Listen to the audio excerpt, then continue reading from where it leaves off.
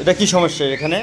সমস্যা হলো ভাই, গাঁথনি করার সময় আপনার ওই মাথা থেকে হুম। এই মাথা ডাইরেক্ট একটা সুতা ধরতে হয়। সুতা না ধরার কারণে কি আমাদের দেখেন 1 ইঞ্চি ডিফারেন্স, 1.5 ইঞ্চি চোকাট লাগানোর সময় এই অবস্থা। তো আমাদের যে এলাকায় যেই সব মিস্ত্রিরা কাজ করে দেখা যায় তারা মুখে তো সব ভালো কাজ করে দেখা যাচ্ছে, ঠিক কিন্তু আছে, কাজ করে কিন্তু কাজ করার সময় ভাই একটু দেখে শুনে করতে হবে।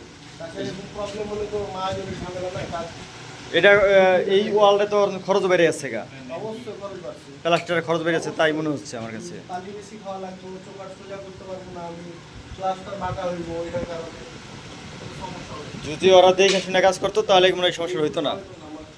গাঁথনি যে লেবার দিব এই সময় দেখার লাগবে গাঁথনি থেকে আপনি সোজা সুতা করে করতেছি, এটা মাটামে আছে কিনা এটা দেখে তারপর কাজ করতে হবে। তার মানে আপনার কথা হলো কাজ যখন করবে তখন প্রতিটা জায়গায় সল করতে হবে, সুতা ধরতে হইব, অবশ্যই সরকার প্রথম লেবারে আপনার সুতা ধরে মাটাম ধরে কাজ করতে হবে। বাটন ধরে কাজ করতে হইব।